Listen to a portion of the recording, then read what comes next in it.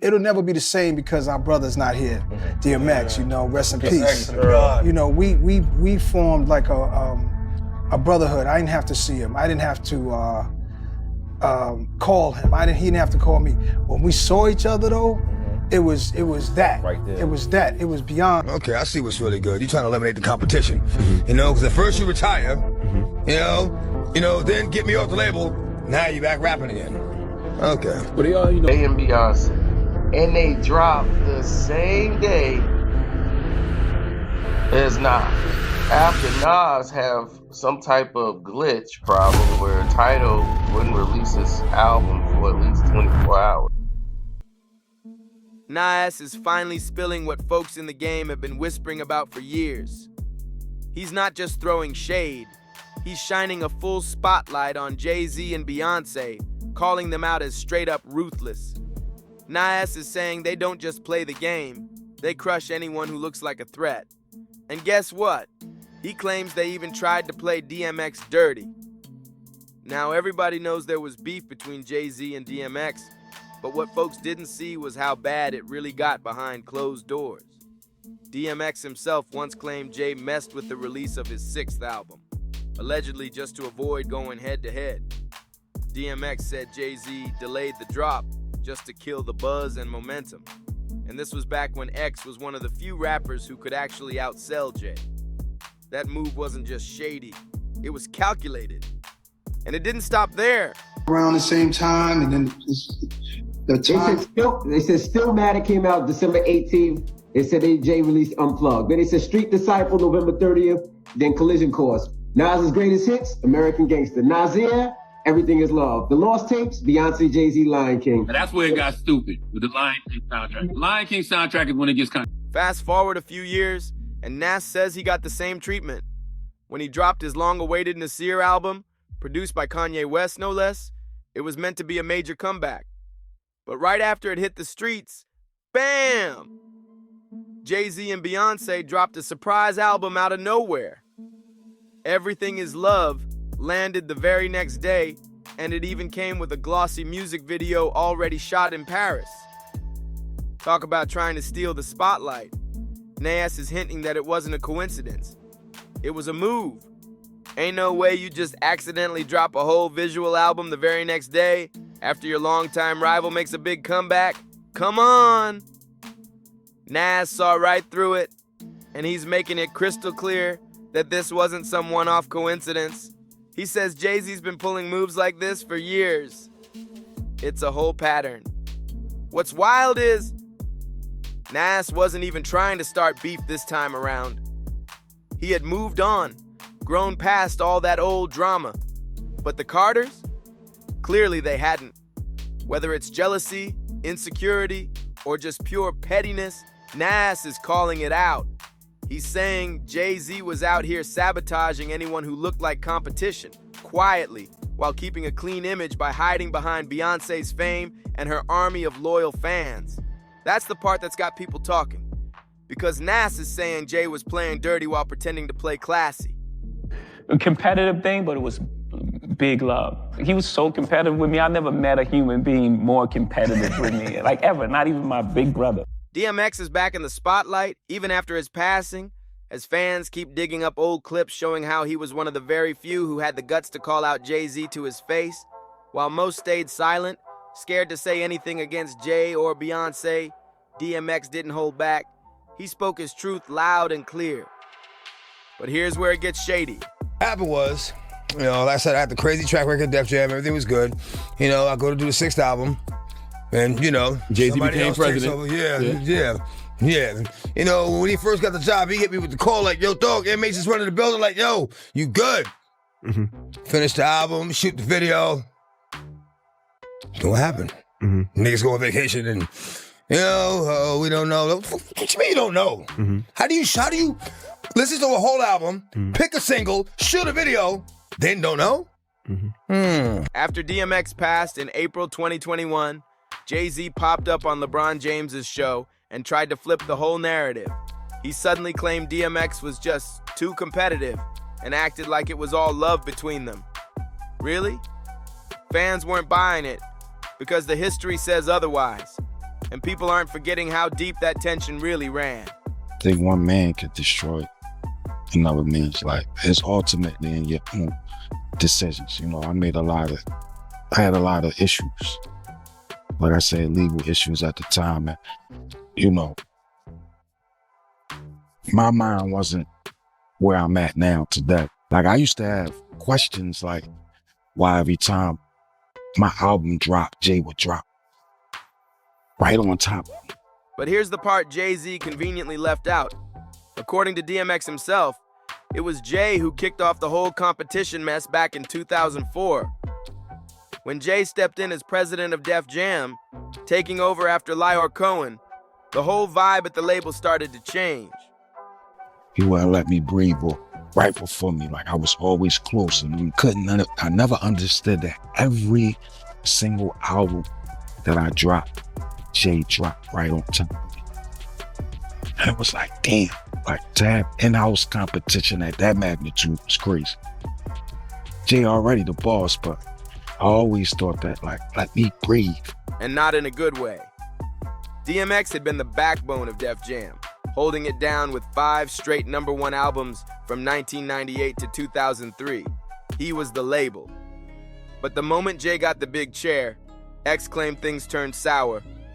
Suddenly his 6th album, Year of the Dog, again, was getting stalled and pushed around.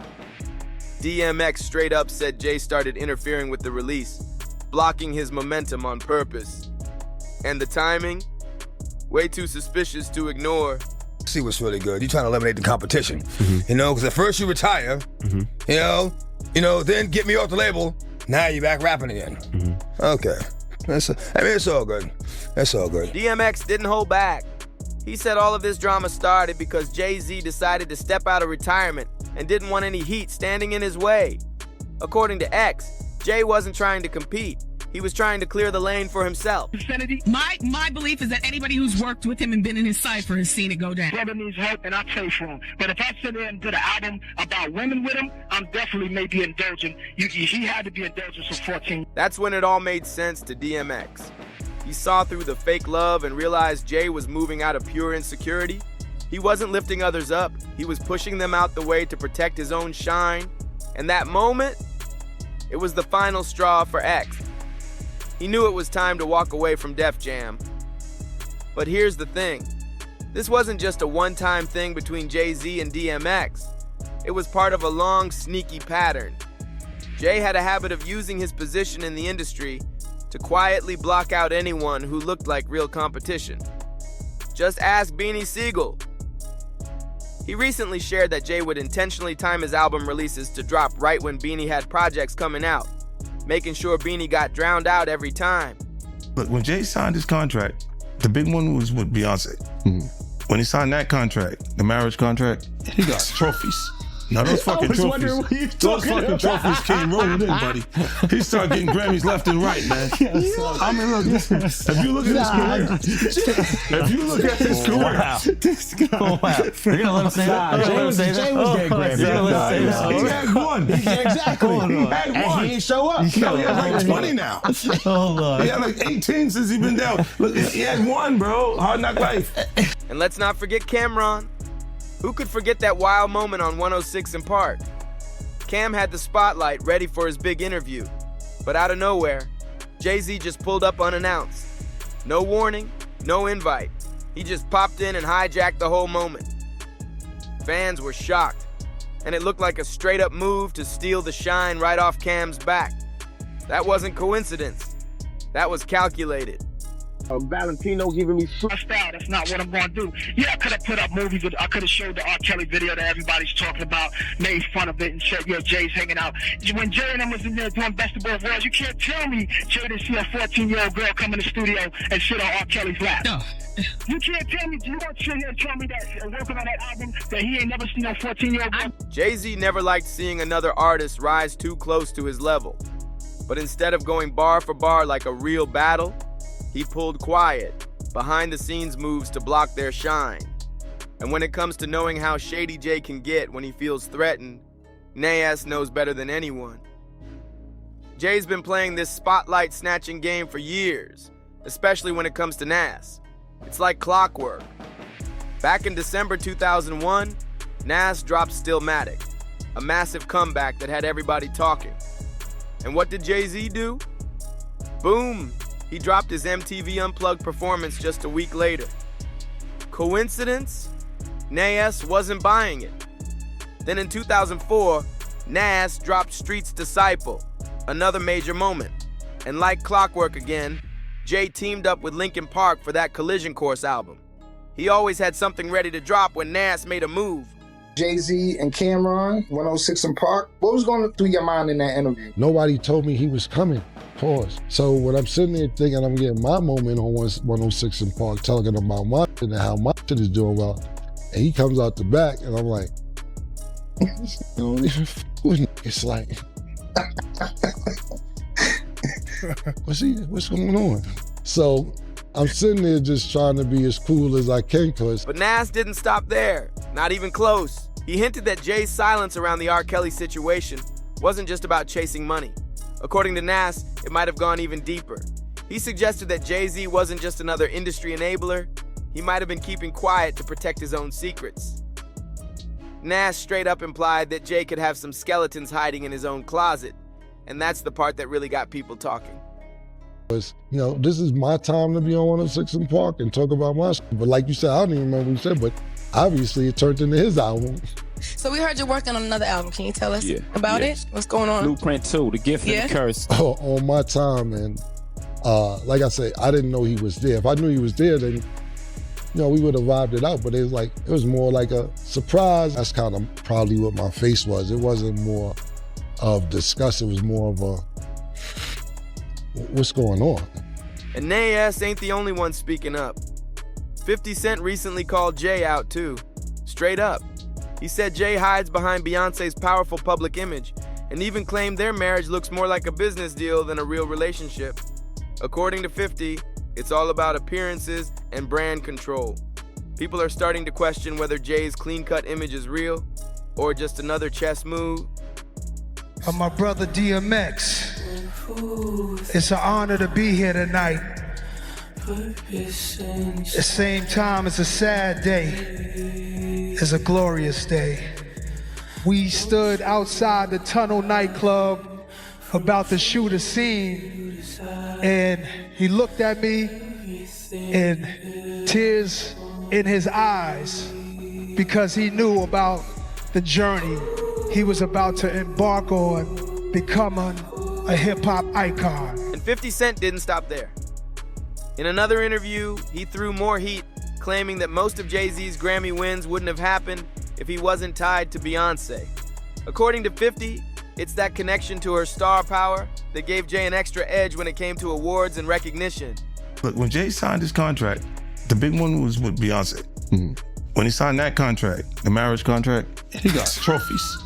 Now those fucking trophies, trophies came rolling in, buddy. He started getting Grammys left and right, man. I mean, look, if you look at his career, Wow. You're gonna let him say that? Jay was getting Grammys. He had one. Exactly. He had one. And he ain't show up. He has like 20 now. Hold on. He had like 18 since he been down. Look, he had one, bro. Hard Knock Life. Hold on. And it all circles back to DMX. Because X was one of the first to see through Jay-Z's game and had the guts to say it out loud. Just like Nas, DMX didn't stay quiet. He called out how Jay-Z used his power at Def Jam, not to build others up, but to quietly push aside anyone who looked like a real threat. The kids even have Grammys. Like, they don't sing yet. They don't sing. Right. They don't rap yet. And they already have Grammys and shit. So it's like they give them this trophy so we secure that they're coming. But Nas and DMX weren't just artists. They were truth tellers, pulling back the curtain on all the behind-the-scenes games that Jay-Z worked overtime to keep hidden. From blocking album releases to leaning on Beyonce's superstar image to cover his moves, Jay's shady industry tactics run deep. But here's the real question. How much of this do fans actually see? Do you think Jay's been playing the game fair? Was Nas and DMX right to put it all out there? Or is this just how power moves are made in the music business? And what about Beyonce's role? Do you think her image helped shape Jay's legacy more than people admit? Drop your thoughts in the comments. I want to hear everything. Don't forget to like, subscribe, and share if you're rocking with the realness. Hit that bell so you never miss an upload, and I'll catch you in the next one.